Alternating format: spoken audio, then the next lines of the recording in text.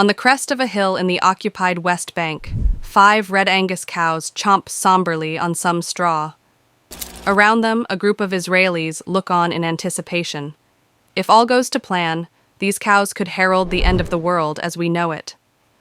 According to Jewish tradition, the ashes of a perfectly red heifer cow are needed for the ritual purification that would allow a third temple to be built in Jerusalem. That temple, say radical Jewish groups, must be constructed on the raised plateau in Jerusalem's Old City, known as the Temple Mount, where Al-Aqsa Mosque and the Dome of the Rock Shrine stand today. Some believe this will herald the arrival of the Messiah. On Wednesday, a few dozen Israelis gathered at a conference on the outskirts of Shiloh, an illegal Israeli settlement near the Palestinian city of Nablus, to discuss the religious importance and imperative of the cows and catch a glimpse of them too. This is a new moment for Jewish history, Chaim, a 38-year-old Israeli settler, told Middle East Eye as he prepared to take his seat. For years, members of the Third Temple community, led by the Jerusalem-based Temple Institute, which organized the conference, have been searching for a red heifer that fits the description of those used for purification in the Torah. Perfect cows must not have a single blemish, not a stray white or black hair. They can never be placed under a yoke or put to work.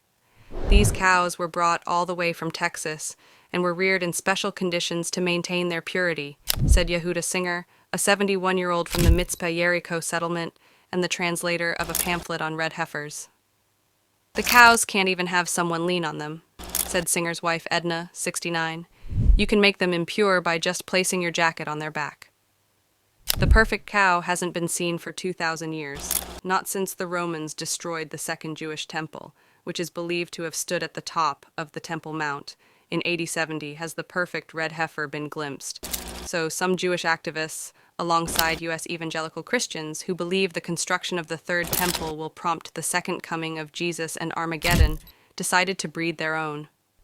In 2022, 5 of these promising young cows, blessed with glossy ochre hides, arrived in Israel from a Texas ranch with much fanfare. Now you can find them in an archaeological park, separated from biblical ruins and flowering rosemary bushes by a high steel pen. Hezbollah found out about this event. In many ways, the Red Heifer Conference was like any other. Rabbis and religious scholars delved into the details of the Torah. A couple of people in the crowd gently nodded off under the dimmed lights. In other ways, it was unique. The first 2 speakers stood at the lectern with assault rifles slung around their shoulders. Hezbollah found out about this event and have been talking about it on Telegram. Kobi Mamo, head of the ancient Shiloh archaeological site, said in his opening remarks. May was unable to unearth any of this kind of talk from the Lebanese armed movement, which fired a barrage of rockets into northern Israel earlier that day. But the conference nonetheless attracted a lot of attention on Arabic social media. One person in Libya joked that the red heifer found on the front of packets of laughing cow revealed that the spreadable cheese triangles are a Zionist conspiracy. Have you ever asked yourself why the laughing cow is red? He asked. Others more seriously suggested that there were plans to imminently slaughter a heifer on Jerusalem's Mount of Olives, where land was bought up by Third Temple activists for this purpose. Rabbi Yitzchak Mamo, from the Third Temple group Uvne Jerusalem, previously told the Christian Broadcasting Network that a ceremony was planned for Passover this year, which comes in late April. Hamas, the Palestinian movement fighting Israel in Gaza, has raised concerns about the cattle. In November, a senior Palestinian source in contact with Hamas's leadership told me that the group had been closely monitoring efforts to secure a permanent Jewish presence in Al-Aqsa Mosque. The only thing left is the slaughtering of the red heifers, which they imported from the U.S. If they did that, it's the signal to rebuild the Third Temple, said the source.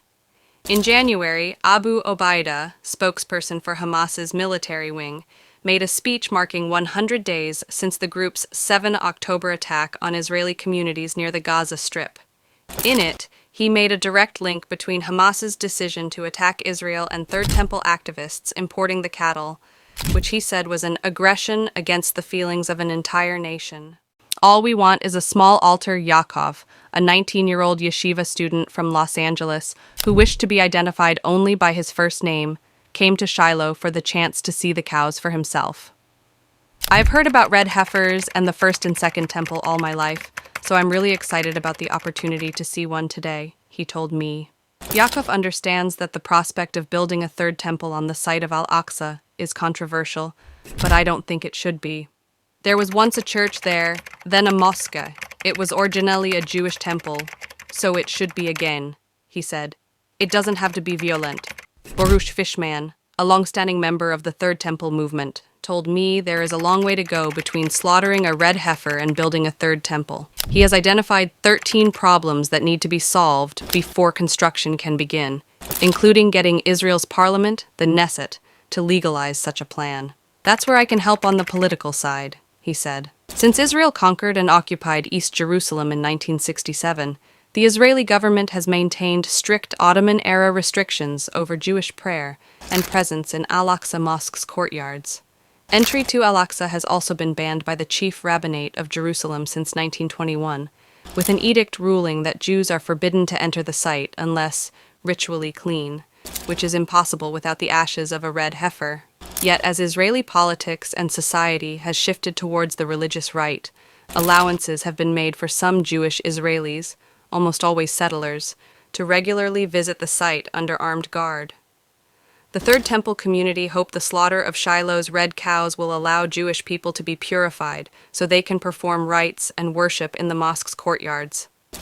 Research by a professor at Bar Ilan University estimated that the ashes of one cow could be made into enough cleansing water for 660 billion purifications.